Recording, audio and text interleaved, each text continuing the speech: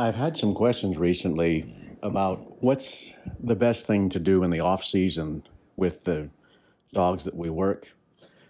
What's the best way to keep them tuned up, give them things to do, take them forward in their strategy of managing birds.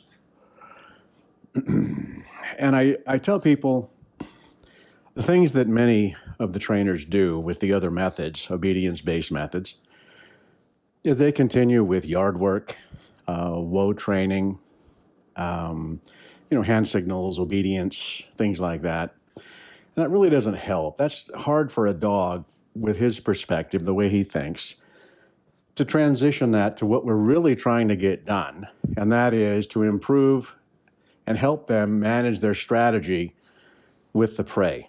That's what it's about. The bird trains the dog. We don't. The predator always is trained by the prey. So in that, it is good in the off season. When the seasons are kind of short, a lot of times it's difficult to find good wild birds to work. But that's the answer to it. The answer to it is to work good flying, even if they're pen raised, good flying, wild acting birds. There's nothing else.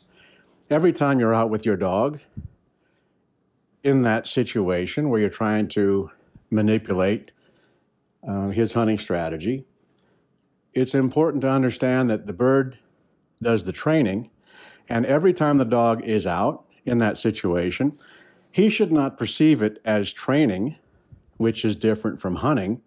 Every time you're out with him managing these things, he should see it as a hunt. There is no training. There's simply hunting opportunities that you manage in certain ways so that you can be included, and he'll see you as valuable in his hunt. So in that, what I suggest people do with Higgins trained gun dogs is to find a way to get wild acting, pen raised birds in the off season. It's challenging to do, but it's important. If you can't find wild acting, good flying, pen raised birds, then I would suggest go for walks, do different things, take him on wild birds. You can't shoot him off season, but he can learn a lot about what doesn't work. And I think that's important. Number one, if you can't get good flying wild acting birds, then don't do any training, because that is our goal. And if you don't have the ability to do it or to replicate it, there's really no point in doing these unnatural things like yard work. Okay, that's not related to the field. Woe training, obedience, hand signals, all these things that people do. It's not helpful. So what I tell people is, get some good birds. I've typically found the most reliable bird that you can get for these things is probably hen pheasants. Now you can use quail. I don't like pen-raised chucker. I can't. It's hard to get pen-raised chucker in any situation to act wild. They'll do strange things. They'll, instead of flushing, they'll run around, or they'll hide in a bush and allow themselves to be caught, something like that. Unnatural stuff that doesn't happen in the real world very often. So I tell people hen pheasants are probably the best because they're going to run. They're going to be interesting and challenging, as they should be. And when I do this, I find a place where I would hunt, a hunting field, so it all makes sense. Take a hen pheasant, get your permit. The state has permits you can get, California and Nevada, to other states. You can get a permit and you band your bird, and you can legally release them and hunt them with this permit that most of the states provide. In Nevada, it's called a falconry dog training permit. Other states have other ones. California has one, other states. Anyway, so hey, you have a permit, got your bird banded if they require it. And you go to the field, your dog's in the truck, whatever. You take a pheasant and you simply throw it in the air. You don't dizzy it, that's unnatural. You don't bury it in the weeds. You don't do anything. You don't pull feathers, none of that. You throw it in the air and away it goes. Now that's going to be a realistic hunt. You wait 20 minutes, 30 minutes, give it time so that it acts wild. It lands somewhere. It decides where it wants to go, whatever bush, wherever it's going to run, whatever it does. And there it is. Now it's planted, and you can go do a realistic hunt. And then what I would suggest is that when you come upon it, the dog works it, points it, whatever.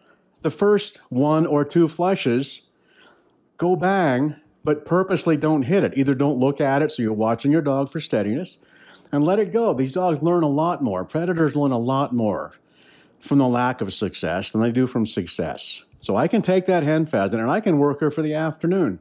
Flush her once or twice, okay? And then I'll go ahead and work her and kill the bird for the dog. But don't get the idea that the only time that your training was valuable is when it all came together and the dog managed well, was steady. You hit the bird, you sent the dog to get it and all of these things. Yeah, that's good. And that happens often. But you need to be unsuccessful more than you're successful. That's the nature of the hunt. You watch these animals, watch these coyotes, watch the red tail, watch what they do. They're unsuccessful more than they're successful, and they learn more from the lack of success than they do from success. Don't get me wrong. They need to have success to know where you fit into their program. They need that success, but they're going to get plenty of it. Losing in whatever situation for the predator is not a bad thing. They don't give up.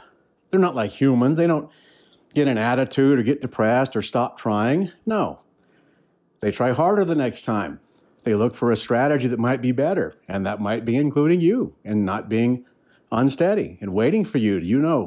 They know that you have the big teeth and you can produce it. So that's what I would tell people in the off season, or even in the season if it's hard to find good birds.